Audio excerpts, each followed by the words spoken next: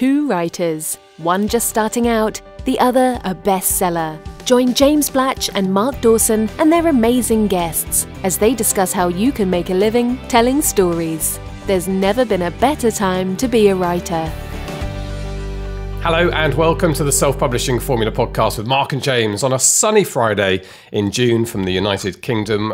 We wish you well wherever you are in the world and hope you've had a really good week writing and a practical week marketing and selling, because that's kind of our thing, isn't it? That's our bent, as they say, Mark. It's our what? That's our bent. It's our bag. That's our bag. Our bent. I see. Yes. I suppose you could say that. Yes, absolutely. Because we are traveling a lot. This year. And so what are you going to be talking about when you go to Thriller Fest and the Romance Writers of America conference? Basically, how great I am. That's the plan. You are a narcissist, you realise that? I know. Well, marketing, unsurprisingly. So Thriller Fest, I think I'm doing 2 panels and I'm doing a session on the 10 things that you need to know to start as an indie writer, because there's going to be a lot of more traditionally inclined people there.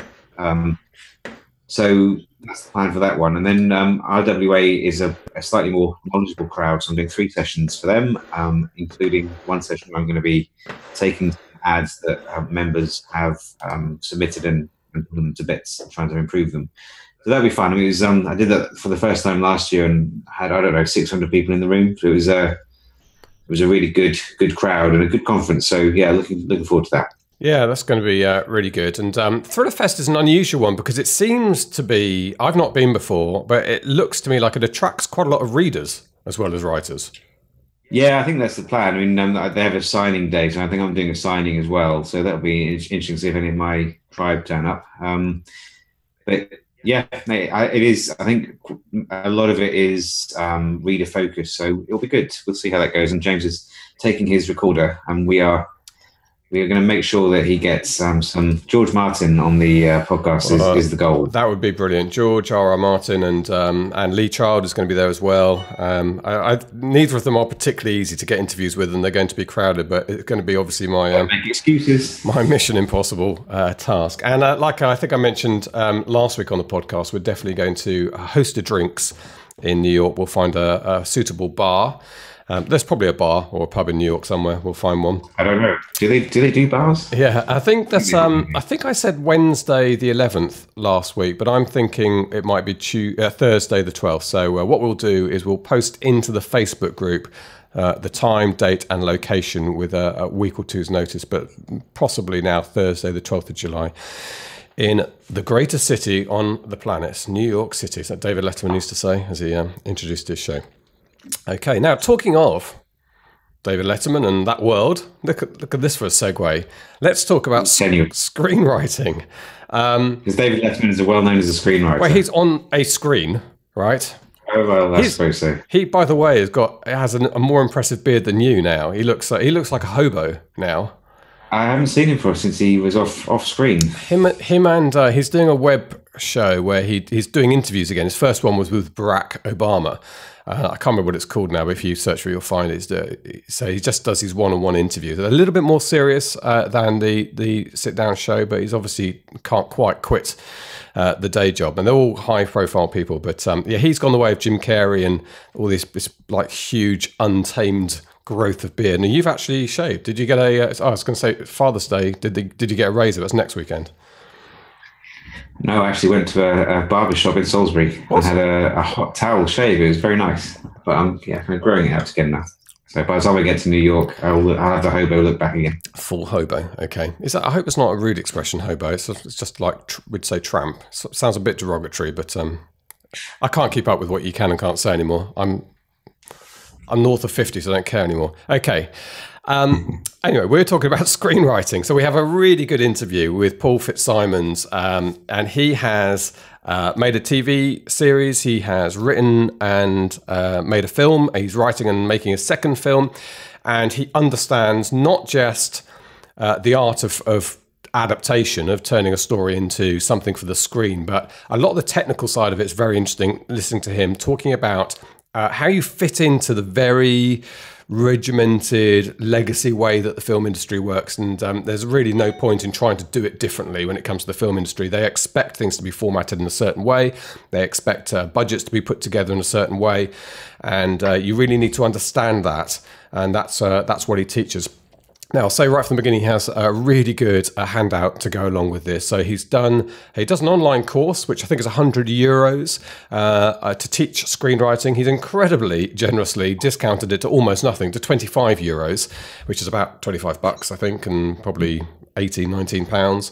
And the discount code is on the PDF. But the PDF is basically session 1. It's that overview, introduction to how screenwriting works and what you need to understand about it. You can get the PDF and the discount to his online course by going to selfpublishingformula.com/screenwriting in a imaginatively made up URL. Okay, look, let's hear from Paul, and then Mark and I'll have a chat off the back.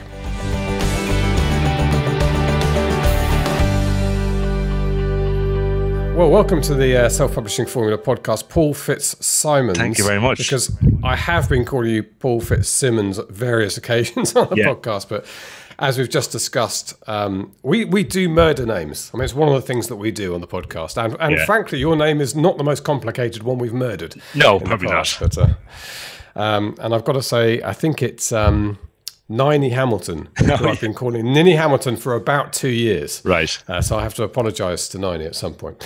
Yeah. Okay, look, Paul, let's crack on with this. You're a screenwriter, you're self-publishing at the moment, yes, you're a writer by career. Let's talk a little bit about you first, get some context of who Paul is, and then we'll move into some of the nitty-gritty areas, particularly of screenwriting, which I'm quite excited about talking about. So give us a potted history of your past. I've been writing for about 15 years. I started off, the first thing I wrote, in actual fact, apart from the essays that I wrote when I was in school, but I don't count those, was the novel that I just published. So this is a work of a long period of time. So I started off writing it in 2005, and I was with a creative writing group in my hometown of Naas, County Kildare. Big shout out to Naas there. And the novel kind of took shape from that group, and I wrote a couple of drafts of that, and that kind of took me up to 2008, and I was sending it out to publishers and agents and getting knockbacks, as you do. And then I got an agent who was absolutely amazing, Jar Nickel, her name is, a Dublin-based agent, and she loved the book and she started sending it out on my behalf, but unfortunately she couldn't place it with a publisher, so it got shelved. And in the meantime, I was working my day job, because we can't earn a living as a writer when we're starting off, was in the architectural construction industry. So I had a drunken conversation with a friend of mine one night, and we designed a TV show based around the office where we both worked. Or it was kind of not so much the office specifically, but around the industry. We knew a lot of creative people, and we knew a lot of talented people, and the stories and the back stories that came with them. We thought this would make a fantastic story. So I developed it as a TV drama, and brought it to a production company in Dublin, and they in turn brought it to our national broadcaster, RTE, and they pitched it, and RTE didn't really warm to it at the time, and but they recommended that I work on their own. It's kind of their own version of EastEnders. Really, it's called Fair City. It's a long. So they saw the talent in your writing, even if they didn't pick up the series you went to them with. Yeah, pretty much. I think they saw. I think the word used was raw talent, and emphasis on the word raw. Okay.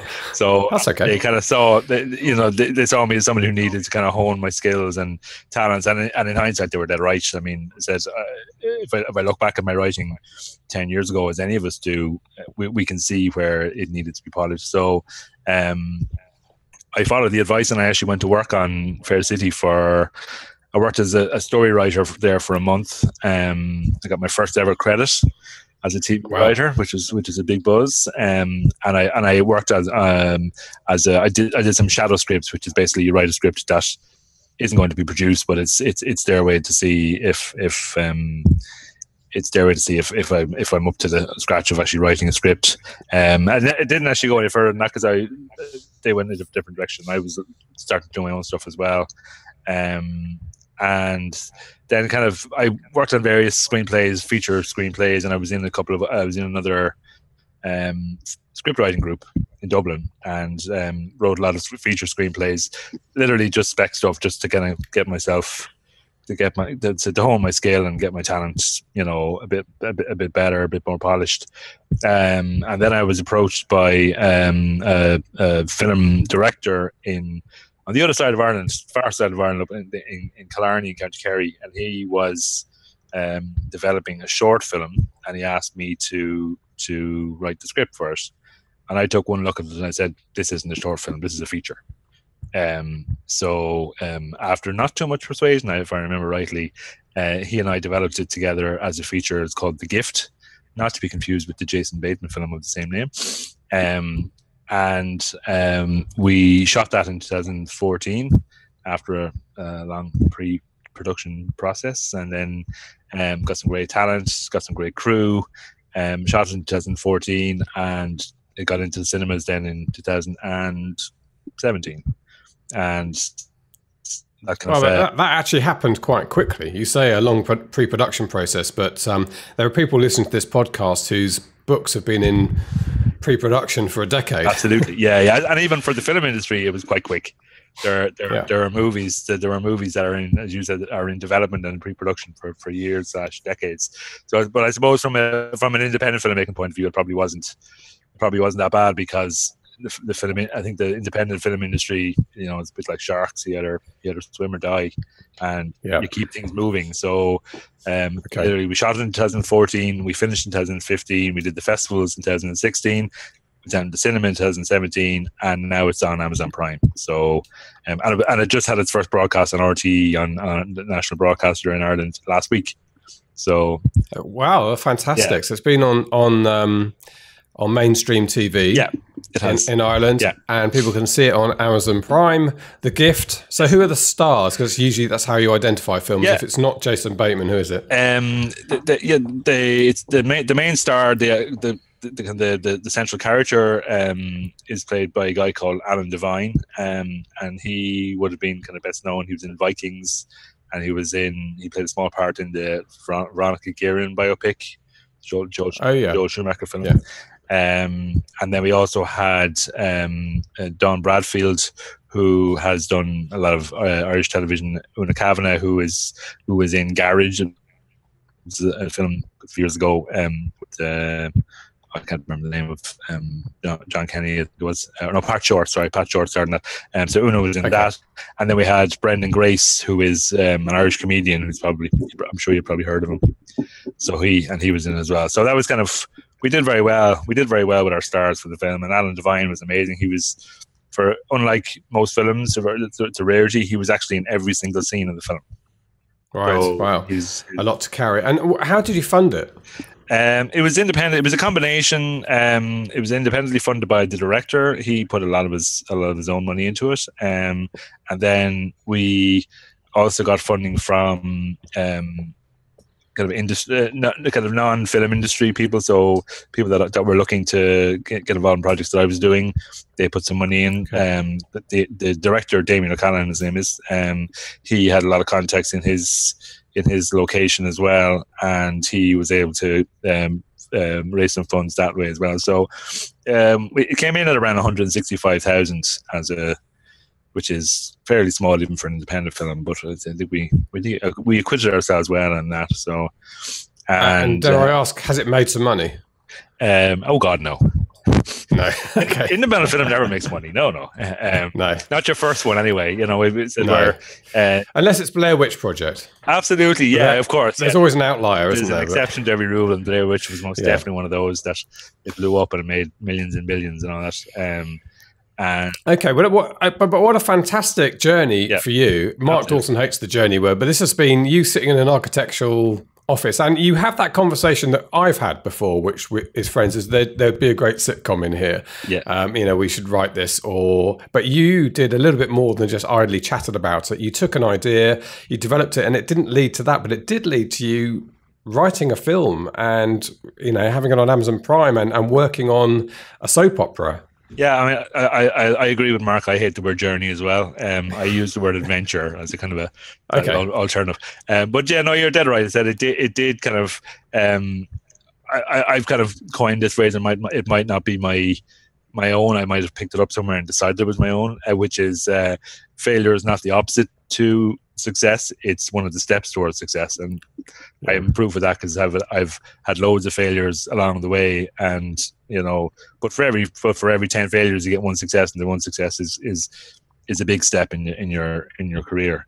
And your book, you don't know how pleased I am to hear that you haven't published it yet and started it in 2005, because obviously that makes me feel that I'm quite speedy, having started mine in 2011 and still not published it. So anyway, that's good to know. Yours is a blip on the industry compared to my 13-year epic. Yeah, just getting going. But you have presumably now decided to self-publish it. Yeah, I did. Yeah, I went through the same journey, if I'll use that word, that I've heard many of your other SPF writers talk about on the podcast, about the fact that they put their book out there into the traditional industry, and they've got knockbacks after knockbacks, and not all of them are to do with the quality of the work. And I found that as well, that I was getting creative feedback for Burning Matches, but particularly towards like the latter part, where I really honed the book and I put a lot of edits into it, that the creative notes weren't consistent. So some are saying, oh yeah, it's great on plot and it's not good on character. Some are saying it's great on character and it's not good on plot. And so I was kind of frustrated by the fact that I wasn't getting consistency in the notes. And then the other side of it was the notes that I was getting had nothing to do with the book specifically. They were nothing to do with, it was notes like, yes, we would like to publish it, but we're working on something similar. Or, we'd like to publish it, but we're not doing any stories about a Garda detective in Dublin and on the south side of Dublin investigating his partner, and so it's kind of going, that's one of our rules, we don't do that. Oh, absolutely. Yeah. So so I kind of got to the point where I really had shelved the book. I shelved the book for probably 4 or 5 years, halfway through that. So that takes my 13-year journey down to a 9. So maybe catching up on me. There you go. So yeah, and it was when I was working on my current book, which is my next project, that I actually started that purely with the idea that it would be for ebook only. I was basically going to self-publish it as an ebook. It was going to be a series of shorter works. So instead of being a 400-page novel, it was going to be a series of 100-page stories, structured like an episode of a crime TV show. What, bound together as one? No, starting off volume. Issuing them first as individual stories, and then doing box sets down the line. And it was only when I discovered yourselves and listened to all the podcasts and realized how much resources were out there, and I realized, hang on, I actually have a book sitting there for the last few years. Why don't I just take it out and see what stage it's at? And I actually thought when I took it down off the shelf, I was going to have to do a lot more work to it than I ended up having to do. That it was actually pretty well there by the time I started. Yeah. It needed a bit of a content edit. It needed a proofread, obviously the last final proofread. But apart from that, it was pretty much there. So I said all the resources are there. James and Mark have filled me in on all the details that I need to know how to do this. So let's give it a try. And the worst thing that'll happen is it'll never sell any copies. But so I started off down the adventure of self-publishing. Okay. Right. Well, let's hone in a little bit on screenwriting, because I'm guessing you've learnt at the coalface quite a lot about the writing for screen, and I include the small screen in that because you're still writing for a visual. I guess writing for a stage play, a television episode and a feature film do have their differences, but they also have one commonality thing, is you're writing for a visual medium, which is very different from a book. Although I think lots of people do write their books with the film in mind. I think Mark probably writes like that. He's a big film fan. I think his books kind of work like that.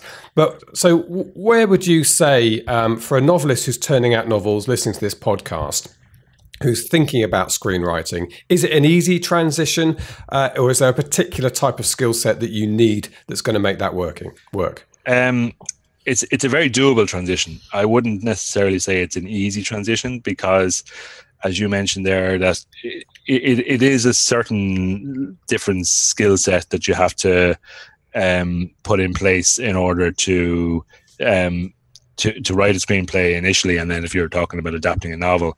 But in order to actually write a screenplay from an original idea, you do have to kind of start off with quite a different I suppose technical mindset or creative mindset, and know that you are writing. First of all, you're writing for the screen, as you said. You're writing a visual medium, but you're also writing a technical document, like where you're writing a technical document that's going to be used by a director, by a production house, by an actor, by an actress, by a crew. We're going to be using this technical document as a guide to do their job. So it's not just a matter of in that writing a manuscript for a novel. You write it yourself, and you can decide how you space it yourself, and you can decide how it looks. With a screenplay, you actually have to follow a particular set of established rules, and they're all established for a reason, and they've been established over the last 150 years that the film industry has existed. And you most of those rules you have to follow to the letter. And if you don't, it'll look like you're an amateur, and your screenplay won't get looked at, and also your film won't get made because it won't actually be possible to make it.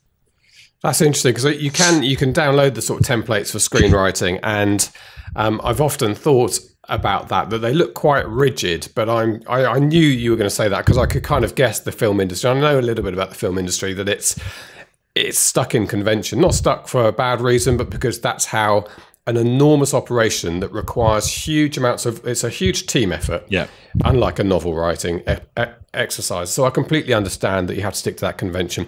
So your basic advice is this is not the point at which to be avant-garde. There are, of course, some directors out there who do things completely differently, but it's a bit like, don't try this at home, isn't it? You've got to, first of all, learn the rules of the game. No, you do, and you have to, as I said, there are many directors out there who break the rules, and there's many writers out there who break the rules, and there are directors out there who make films without even using a script. They'll write it on the day, and they'll shoot, and that works for some. But I think the main thing about breaking the rules for screenwriting is that learn the rules first, and then you'll know as you write, and you write your 10th script, your 20th script, or whatever number it is, you'll know by your own practices which ones you're allowed to break. For example, there's a part of screenwriting which is called the transition, which is from one scene to another, and you have like cut to black, cut to fade to, and all that kind of thing. About 5 years ago, I stopped doing that altogether. I leave out all the transitions, and I let the director and the editor decide how the transitions are going to be, unless there's a particular story required transition that it has to fade in this particular way. I haven't included transitions in scripts for about 5 years. I would put the Star Wars wipe. Yeah, exactly. Every transition. Well, as I said, I'm not sure whether that was actually ever in a script, in a screenplay, but no. I don't think. I think a lot of that stuff was made up during the edit. Exactly. But and I suppose I was thinking of, as you said that, I was thinking of Sliding Doors, which is a great film with Gwyneth Paltrow from a few years ago, but that used 2 screens of alternate versions of a life as they departed. Very cleverly written, but was basically the same conventions, just slightly played with them, and the scenes overlapped on screen for a bit, but they weren't talking in both frames at the same time, and then it moved over to one frame for a bit. So the same conventions, but the rules of the game are still there, aren't they? But it'd be interesting to see. I must actually have a look at the script for that film and see how it was written technically, because I mean you do have an opportunity in screenwriting if you're using the screenwriting software applications in the industry standards like Final Draft. You do have the opportunity where you can write two halves, two columns, and you can write. Okay. But to be honest, I wouldn't recommend it. I'd probably, as a reader, I'd find that very confusing. That I would probably write it linearly and let the editor play around with it as you do. I mean, editing is such a big part of filmmaking as well, that you can completely change what a film feels like by where you place your scenes much later on in the process that the writer has nothing to do with, you know. And what about because when you write a novel, you write the dialogue, you write your character, and to some extent that's the end of your involvement. So the reader, when I'm reading Clive Cussler at the moment to try and sort of get into my genre a little bit, and so I've got his character formed in my mind more. I mean, and apart from the pointers that Cussler's given me in his book, I sort of know what he looks like, and what he sounds like, and the way that he talks. But that's all invented by me. Now, you don't have the 10,000 people who've bought your book doing it all slightly differently. You don't know about that. You will know, because an actor is going to take your part and then turn it into something. I mean, how much guidance at the writing stage do you give the actors, the performers, of how this character is going to be portrayed? Or is that something a bit like the transitions you're happy to leave with the professionals, you know, with them? I think you do need to clearly establish in the screenplay the characteristics of your character in the same way as you do in a novel. There are going to be certain quirks that might come from an actor's performance that you wouldn't and B shouldn't write into your screenplay. As I know some screenwriters who are starting off, you know, they'll pick an actor they like, and you know, they'll pick George Clooney, for example, and they'll write the character doing George Clooney's movements. And you shouldn't really do that, because there's a good chance that the person that you have in mind it's going to be a totally different person, and they're not going to like to be told that level of direction. So you're better in the screenplay. You're better off writing the emotion and writing how the character, but not necessarily how the character feels, because you can't get that across in a screenplay. But try and portray the general feeling that the character has, and let the actor then do the work to actually get it across. And I said George Clooney will do it differently than Sean Penn will do it. But as long as you get across the story, and as obviously importantly, the dialogue is a huge part of the screenplay, almost more so than in a novel, because in a screenplay you can only put onto a screenplay what can either be seen or what can be heard. So action or dialogue, you can't put emotions or thoughts, or you know, unless you're putting in big tracks of voiceover or something like that. You can't actually put that into your screenplay. So you can really only have dialogue or action to portray what's going on in the story. That's also puzzling to me a little bit, because really good films aren't dialogue heavy quite often. They do allow the story to breathe, to tell itself through visuals, through movements. I mean, how, you know, I'm trying to think of a good example here, but you know, there must be films where for a couple of minutes at a time, there's no actual dialogue on screen. How do you write that? Well, that's something that's big in vogue and big in conversation at the moment in the film industry, because A Quiet Place, which is out at the moment, is virtually dialogue free. Because of the nature of the film, it's about a family who have to communicate without using sound. And I'm currently working my way through that script. I just started reading the script just to see how it's done. And essentially, what communication is always going to be part of a story. Unless you're making a nice visual montage of scenery. But if it's an actual story with a narrative, you are going to have some level of communication. And what the script of A Quiet Place has done is just replaced the actual dialogue words itself with the sign language that is used by the characters to get across the same message. So it doesn't really change. You're still going to have conversation, and you're still going to have dialogue, or you're still going to have communication. It'll just be done in a different way. I'm not sure. Does that answer your question? Yeah, it does a bit. So that's described in that case. That's described in the script. Yeah. Them communicating.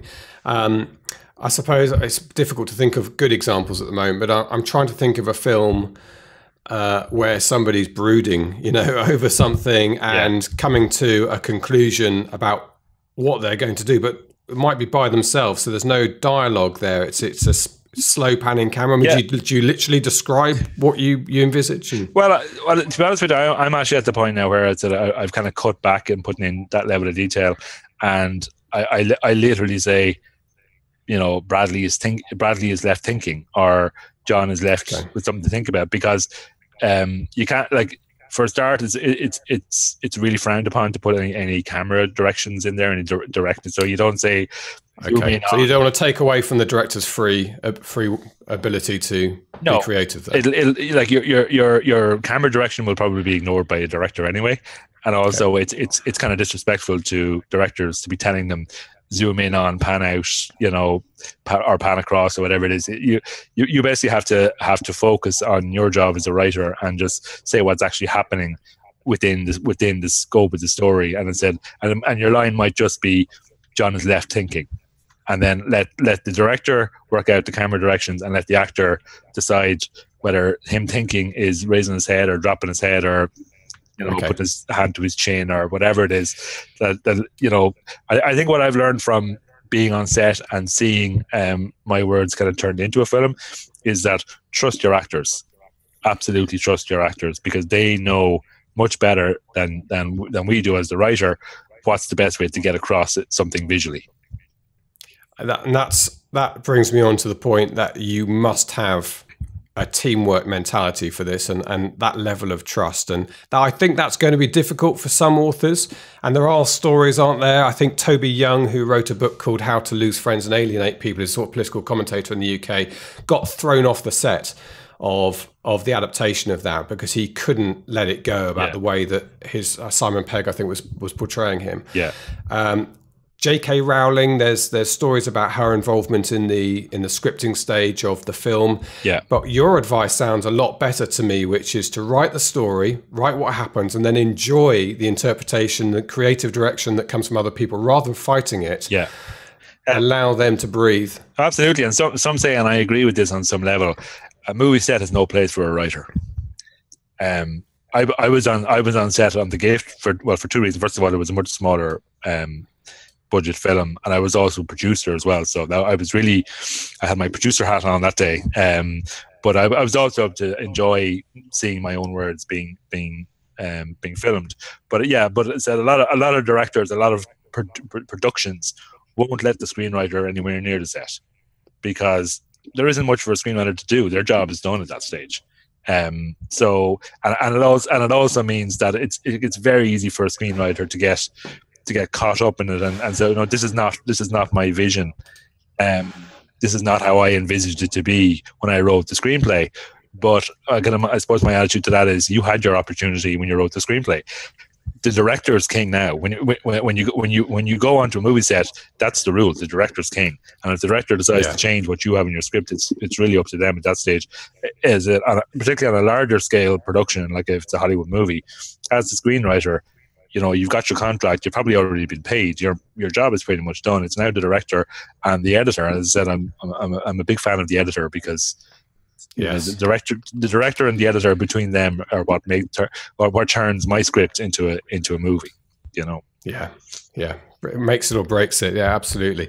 And I'm thinking back, so I used to watch a lot of I still do watch a bit of the behind the scenes. I'm quite interested in the whole film industry, and you do see different directors have very different approaches to working with actors. So famously, George Lucas said almost nothing to his performers. And they've talked a lot about Star Wars, where they just got no direction from him at all. And there's famous quotes of Harrison Ford sort of sounding off about not really being able to say a lot of this stuff. Although I think the writing is absolutely fantastic in that. And I think Ridley Scott is the same. I watched his commentary on Gladiator, and he made a couple of really revealing points of being quite surprised how the performers, really delighted with how the performers delivered lines. He said, well, you write the lines and you hope they're going to do a good job, and they did a great job. And I'm thinking, he doesn't really get involved in that. Whereas Ron Howard, if you watch his masterclass, he's done this tutorial on film directing.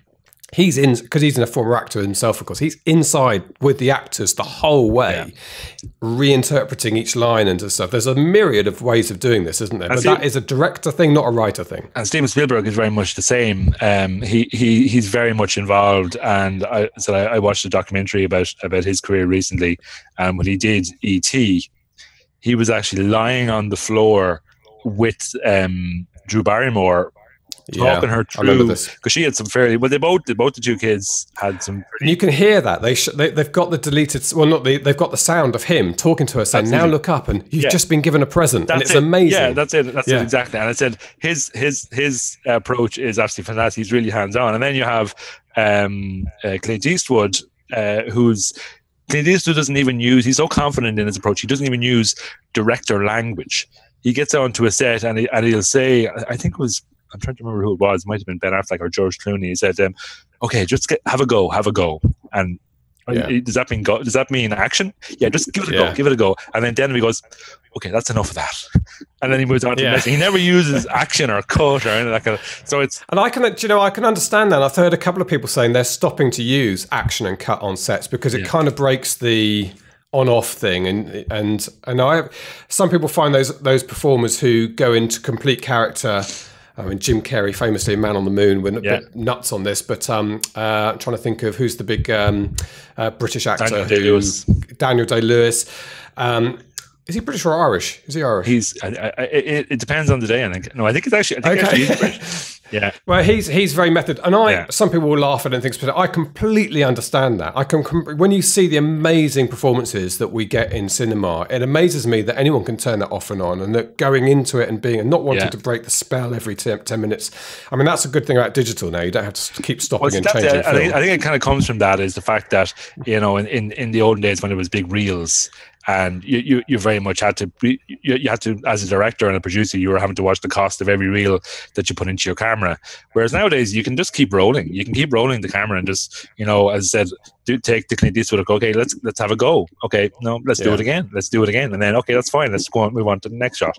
Whereas as I said, the whole action, you know, cut approach isn't really necessary anymore. And a lot of directors still kind of use it, but as I said, it's not as strictly required. There's a great film, you've probably seen it. I think it's called Side by Side. Is it about the transition from film to digital? It's a really good documentary with a lot of the current directors in it. And it's a little bit kind of anti-digital, but the point is made by quite a few people in there that it produces a better performance in the end because it's more relaxed and there's not this on-off thing. But anyway, it's a very good film. I was just thinking of the big Marvel film, which at the time we're recording this is the big film in the cinemas at the moment. And well, do you know what? Obviously, I won't give you any. There's huge spoilers. I won't give you any spoilers.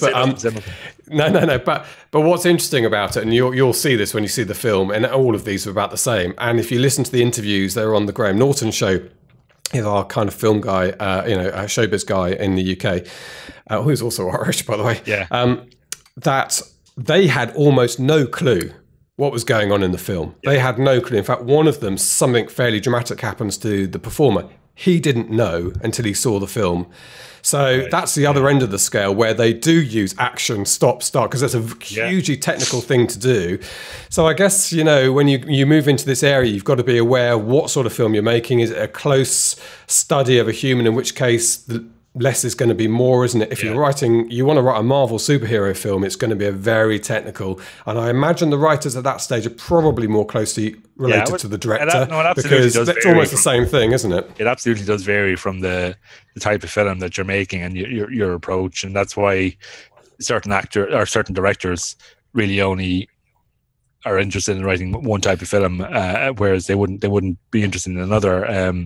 And so your approach will definitely suit your type of writing, or your type of your directing, and the types of film that you want to do. I mean, I suppose it goes the same for writers as well. I said my passion is crime from a not from a lifestyle point of view, but from a writing point pays the bills. I know you caught it here first. The Paul FitzSimons' passion is crime.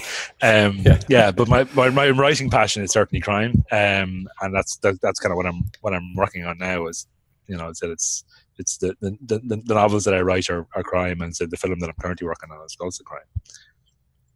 So your film writing and screenwriting experience, your focus obviously is on your novel at the moment and self-publishing. We'll perhaps move on to that in a moment. But in terms of screenwriting, is this something you want to move on with? Are you thinking about adapting your own novel, or is there another project in the offing? I'm not just thinking about it. I'm actually doing it. Okay. It's something that I'm developing with the director of The Gift. So we're actually going to make it's going to be our next project together. And it's something that I talked about with him a long time ago, even before I actually had made the final decision to self-publish Burning Matches. That we talked about an adaptation. I pitched the story to him, and he thought it was really good. So I've actually finished the first draft of the screenplay, which has brought up some very interesting lessons for me. Even now, that I'm still learning on the go as the pitfalls that come from adaptation. So because I said I wrote the screenplay for the first draft for the screenplay, and it went out to an editor, very absolutely amazing a screenwriting editor, and she came back with some notes, which I was kind of going, yeah, I should have known that myself, you know. But also she came back with some notes going that you'll only ever learn these lessons when you actually try it. And there's always going to be things that you'll learn yourself. And what are the common pitfalls? Putting too much of the book into the film, or yeah, I mean, there's kind of I think the main one is kind of being too close to the story, and that's kind of one of the things one of the main pieces of advice in relation to adaptation is that you nearly need to see it as a brand new story based on the key moments of your novel.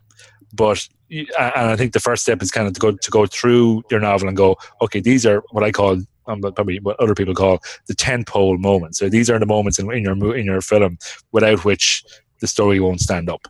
So there might be 6, there might be 8, there might be 20, but you need to know as the writer of the original work what these tentpole moments are. And as soon as you know that, you need to be able to say about the rest of the story, okay, that's all changeable, or actually maybe that's actually removable. I can do without that character. I can do without that subplot, because you're condensing a 400-page story into a 120-page screenplay. You can't keep it all. It's just not physically possible.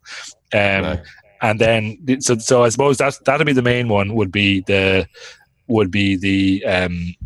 being too close to the story. That'd be kind of the first kind of pitfall. The other one would be then trying to include things like voiceover and flashback to get your backstory, all that backstory information that you had in your book. Or should I stick it in as a voiceover? And there are certain films out there where voiceover is absolutely crucial. Goodfellas springs to mind as a film where the voiceover was a big part of the story, that he was able to tell us things as an audience that he couldn't say around his mafia guys, or his wife. And then you have flashback, which is a big part of, it can work quite well, but you just have to be very careful. Flashback was used very well in Lost.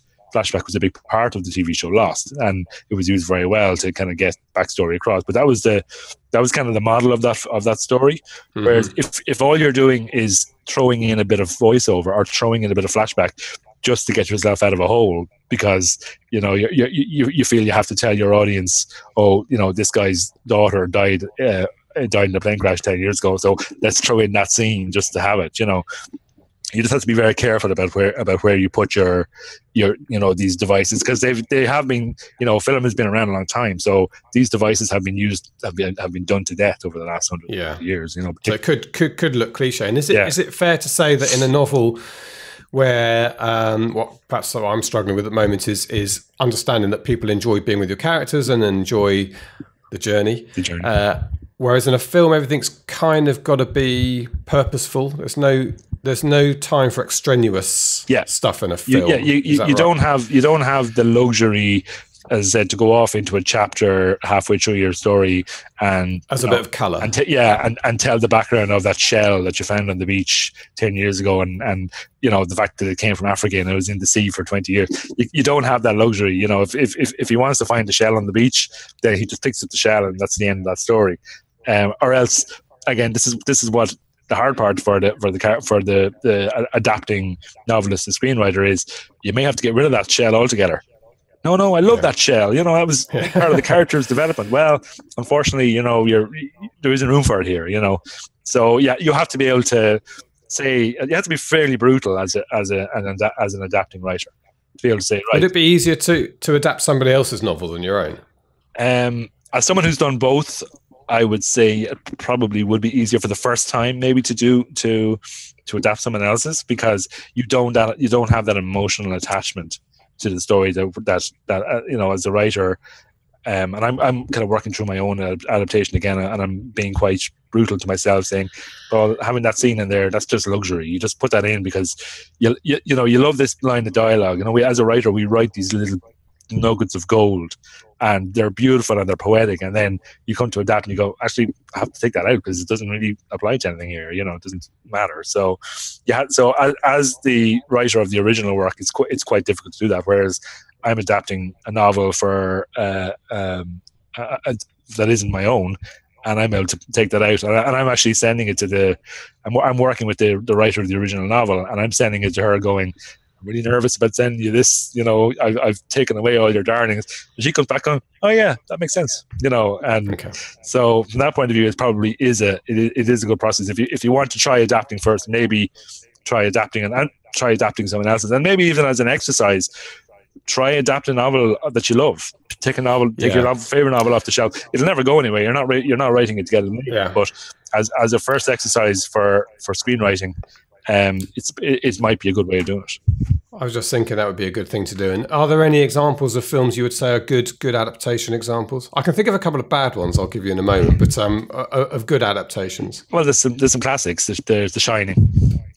Obviously is amazing. As I said, a lot of the Stephen King attempts have been good, and I'm not sure how much control he has over that, but the fact that the stories are good. So The Shining and Shawshank, Shawshank was a short story, I think, but it was an adaptation, and of course Misery. So there's kind of three from the same writer. But as I said, some of the more mainstream ones, some of the commercial ones, the John Grisham adaptations, were quite well made. I said The Firm was the first one that was done, and The Lawyer. That was fairly. I don't think it won any awards. It wasn't made to do that. It was made to be commercially successful, and it was. I really liked the Rainmaker, which was a Scorsese adaptation, and it wasn't. I didn't particularly like it as a book, but I really liked it as a film. And I'm kind of going, if you can take a mediocre novel or not brilliant novel and turn it into a really good film, that's that's a task, And you mentioned Shawshank, so it's interesting, the short story adaptations of Philip K. Dick as another one, Minority Report, which I think is Do Androids Dream of Electric Sheep. I think it's the short story. That's Blade Runner. That's Blade Runner. Minority Report. I can't, there's another. It may have been called Minority Report. Yeah. But Blade Runner and Minority Report are both good examples of how it doesn't. The detail of the book is less important than the essence of the book, and if you can turn the essence of the book into a film, and a film's a different thing. Yeah. So that's why I think I mentioned Harry Potter, and I know lots of people are huge fans of the Harry Potter films. I didn't like them, and I thought they've crammed far too much of the books into them, personally. And I know there's people screaming at me on the podcast now about that. The same, and I thought Lord of the Rings, went on and on, didn't it? Yeah. And they looked majestic, and they were all worth seeing. And I saw every Harry Potter film, and I read every Harry Potter book, but I just felt the essence of the books, the fun bit, and was not there in the films. It was a rather laborious procedure through the scenes. Yeah. And that's my personal opinion. And the other one I think is not a good example is Atonement, which is one of my favourite novels of all time by Ian McEwan. And it was a really poor adaptation because, again, it kind of just put on screen what was in the book, and that's not the point of a good adaptation. Well, I think some of my favorite books have been absolutely ruined by adaptation, and not ruined because the book is still there. The book is still brilliant. The books stay there, but the film version, like One Day by what's his name, David Nichols. Yes, it's one of the few books in my life that isn't crime that I've read 4 times. And for me to read any book 4 times, I've barely time to read my favorite books once. But I read Dave Nichols one day on a dare from a friend of mine who wanted me to read something that wasn't crime, and I read it and I just loved it. And I just thought the film version was just I don't think it was really a good book to adapt to the film. And there are certain books out there that aren't really suitable for adaptation. I thought the Robert Galbraith books, which were adapted for TV, the beauty of those books was the inner. The writing was J.K. Rowling / Robert Galbraith's writing. I didn't think it adapted particularly well to the small screen. Yeah, but you can see why people hopefully fall over themselves to adapt a J.K. Rowling or exactly, a pen-written book. Good. Well, that's good examples, and I think the short story is the perfect example of what you've been getting at. Really, is it's not the same as simply putting on screen what's in the novel, which I think people obviously. Yeah, well, that's what I mean. You could nearly can argue, and it's something I've had conversation about, is that the short story is nearly better for film adaptation, and the novel is better for TV long-running TV drama adaptation, just from the point of view of the amount of content that there is to do it. Yeah, and of course, TV is the new Hollywood now. That's where Mark's talking about TV for his stuff. Yeah. Great. You mentioned, is it called First Draft? I can't remember the big screenwriting software. Yeah, Final Draft. Yeah, Final Draft. Yeah. Would you recommend that? Is there anything else you'd recommend if people want to have a go? Yeah, I've kind of tried them all at this stage. I would recommend Final Draft. It's the software it's the industry standard software. It's what all Hollywood screenwriters use, and there's a good reason for that. It's been around forever, and it's the most developed. Like we're up to version 10 at this stage, and there are significant improvements every time they bring out a new release of it. So it's very much used for for the first time writer to write the first draft and to give it to their editors, all the way up to using it on set. Being able to print off individual scenes to give to your actors on the day, with notes, and then using it, then bringing it into the editing suite for the post production. Literally it's not just designed for writing your screenplay. Okay, and you've done a course, Paul, is that right? I've done a course, as in you've created a course. I created a course. I did. Yeah, it's called Screenwriting from Your Sofa. It's basically it allows you the opportunity to learn everything that you want by not having to get out of your pajamas. So I created a modular course because I kind of recognize the fact that not all writers need to know everything there is to learn about screenwriting. So I decided to break it down. I started up as I taught screenwriting in some small kind of adult education colleges around Dublin. And that's kind of where I built the course from, and it took shape from that, and then I adapted it then to become an online modular course. So it literally breaks down as there's a module about writing story, there's a module about formatting, and that literally just talks about how to format your script correctly in Final Draft or in whatever. You can use Microsoft Word to write a screenplay. You don't have to spend a couple of $100 on screenwriting software, but it just makes your life easier if you do. But as I said, you can use Word. And the course I have on formatting tells you how to format your screenplay using Microsoft Word. Like where on the page to place your line of dialogue, where on the page to place your character name. Because unfortunately, the film industry is cruel, and they'll open a screenplay, and if they see it formatted wrong, it'll go in the bin before they read word one. Yeah. So I break it down like that, and I said there's 7 modules. There's actually 8 now, because I recently wrote another one, just on adaptation, which I'm going to be giving to which I'm going to be giving to you to give to all the SPFers. Yes. Okay. So that adaptation one is that you're going to make available free to listeners of the podcast. So if people go to selfpublishingformula.com/screenwriting. Yep. And then we'll poke them over to you. So selfpublishingformula.com/screenwriting, and you can get that module free of charge from Paul. How much is the whole course if people want to buy that? Well, the whole course retail is €100. Okay. But I'm actually going to give you guys a code as well just to get the whole thing for €25. Oh, fantastic. So I'm kind of... And €1 is about $1. Is that right these days? Yeah, I think it's. The exchange rate changes so many times. Because I'm actually doing all that at the moment with the book just come out, so I'm having to keep up with the various currencies. Yeah, well, that's really generous of you, Paul. Yeah. So selfpublishingformula.com/screenwriting, you'll get both the code and that free module. Yeah. Paul, well, look, good luck with your immediate self-publishing plans, and we look forward to seeing you on the red carpet at the Oscars at some point to pick up Best Adaptation. Paul FitzSimons. They'll announce you as Paul FitzSimons, though. They'll probably be announced that when to come up and collect my Oscar, I'll be called up as Paul FitzSimons, and I just won't go. I'll just refuse to go. I'll just sit down. Just sit there until you come by the right name. Yeah. Paul, thank you so much for joining us. Thanks, James. Appreciate it.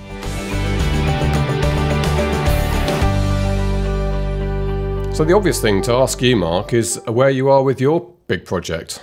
Because you're going to become a Hollywood mogul soon. I think it'll be a mogul. That's a dangerous profession to get into these days. Things are still ticking along. As I mentioned on the podcast before, I'm hoping to go to Los Angeles when we're in America. So next month, between New York and Denver, I'm either going to Boston to see BookBub, or I'm going to go to Los Angeles to see a film producer, or possibly I'll do both of those things. But as far as I know, they're still writing adapting the novel for TV. They say that they think they've fixed some issues that were slowing them down, and provided that's done, they'll package up the script, a director, maybe even a star, and then try and shop that to the networks in the autumn when it comes down to pitching season again. And then you never know, next year, maybe if things all fall into place, we might be looking at a pilot being shot, but we'll see. Things are still progressing. I don't do too much. There's very little I can do to influence things, so I'm quite happy just to let them get on with it. Yeah, sounds really good. What do you have any say at all, or any interest in the adaptation? No, I mean they asked whether I'd be interested, and I'm not that interested, to be honest. I'm not a screenwriter. It's different discipline from writing a novel. No, I'm sure it's one that I could learn, but there is an online course. I've got a discount code for it. Well, maybe I'll take a look at that.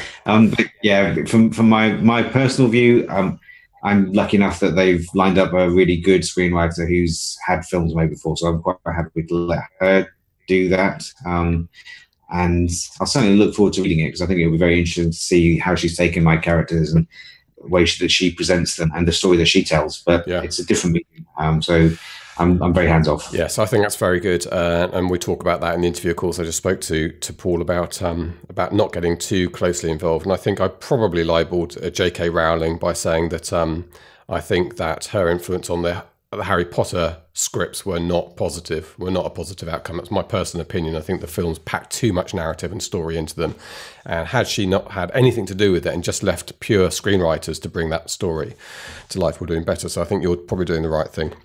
And I mentioned who's the sort of right-wing commentator in the UK who recently got given a job and then immediately taken away when all his disruptive tweets were published. I've forgotten his name, but he was the subject of the film How to Lose Friends and Alienate People.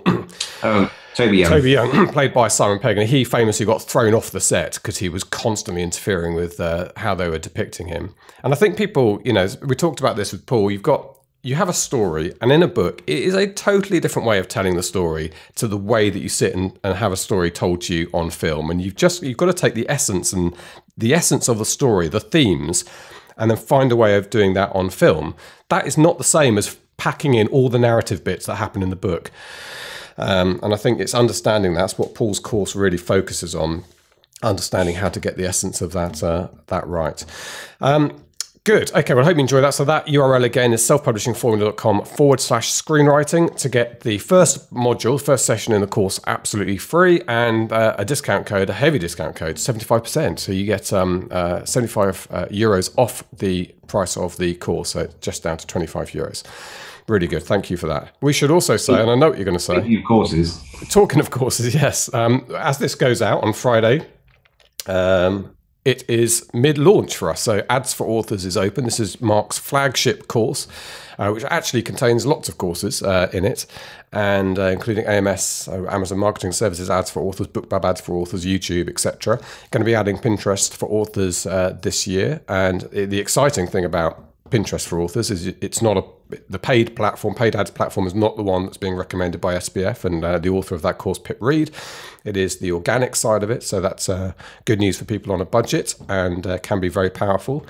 And the course is available. You can read everything you need to read about the course at this URL, selfpublishingformula.com/ads for authors. That's all spelt out with the actual letters, Ads for Authors. And it's been exciting. In fact, we never quite know how it's going to go, do we? Before we open the doors and the launch, and we do this because we can't. it is knackering, to use an English expression, the onboarding process for us. And we're very heavily involved and everybody comes on board, and we can't do this all year round. So we compartmentalize and it works very nicely for us. But we're not really sure how it's going to go, but this has been fabulous. We've had a clamour. We almost broke the system on the first couple of hours. We've had also, interestingly, some really high profile authors have turned up at our doorstep, and we've been exchanging some emails with people who are regularly in the Kindle top 10 list, and that's really, and they're all excited to take your course. You're becoming famous, Mark Dawson. More famous. Of course, I forgot I've been famous. I forgot you're a narcissist. You're becoming more famous than you already are. My daughter apparently went to school the other week, and they were talking about what their parents did for a living, and Freya said, "My dad's a writer, and he's very famous." I had to explain to her, I'm only famous to her. No one else knows who I am. A legend in your own lunchtime. Yes, exactly. Yeah. Bless her. Good. Okay. Well, word is getting out about the course. And I've made a decision to finally not wait for AdWords to settle down anymore, because it's a really strange thing that AdWords created this new platform. And I think it's been met with such hostility, they can't bring themselves to take the old one away. So you can switch between them just in the top right hand corner. You say old ads or new AdWords. They're quite different. And some people, I think, have not discovered the new one because they just sat on the old one, and whatever one you were on last time is what it defaults to. But new people coming on only get the new one unless they go searching for the old one. So it's really unsatisfactory from our point of view of trying to teach people how to use the platform to have two parallel versions of it. But there seems no indication that they're going to take the old one away. So I'm going to re-record the screen flows and bring in the changes that have been made. So the old annotations that we recommended and used in your adverts have gone to be replaced by something called cards, and they've made it really difficult for people to get going in the first place. So you need, the qualification for being able to use the AdWords platform is now pretty high. Your channel's got.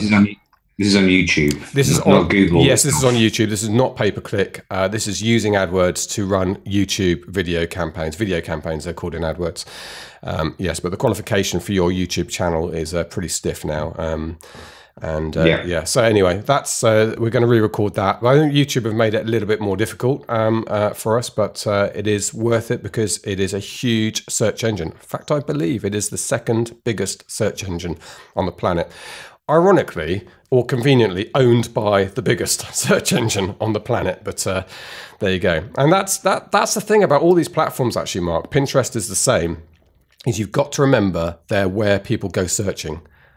And more than that, Amazon is a big search engine. That's something very important that I teach in the course. It's you have to think about it in a way that enables you to show your book to people looking for those kinds of books. That's one of the main lessons that we teach. So yeah, it's the same across all platforms. And yeah, the difference between Amazon and Google is that Amazon has your credit card and you can buy things with one click, that's the reason why Amazon is. Yeah, all the others are the same, but that's the reason why Amazon is the biggest retailer, certainly the most relevant one for booksellers. Yeah, and there's a lot of the psychology which you teach in the course and that we've learned in the SPF business of when people are in buying mode, which I think is why AMS ads work so well. As you say, they're there to buy, so they're already thinking about buying. And in fact, there's a little secret thing which I'm going to hint at, which is if you do purchase ads for authors, you'll discover that we are employing a little bit of this psychology. It's a very, very good offer. Last time we will ever give this offer at this level, I can tell you, because we don't really make any money on it. But people are taking it up, and it's something that pops up. And that's as much as I'm going to say. I could already have said too much. It's something that pops up. That's more detail than anyone needed. Indeed. Good. Okay. Well, look, it's a lovely sunny week here in the UK, so we need to go outside. You're looking quite well tanned. If you're watching on YouTube, you can see the slightly shaved and slightly tanned. I look pale and washed out, but that's the look I prefer on this. But every now and again, people complain about the grading on the picture on YouTube of me, but this is what I like. I like it looking like this. They're not saying grading. They're saying graying. Graying. Thinning and graying. That's right. You got more than me. Well, do you know, I went to see. Yes, I went to see Aha last night. Do you think anyone in America's heard of Aha?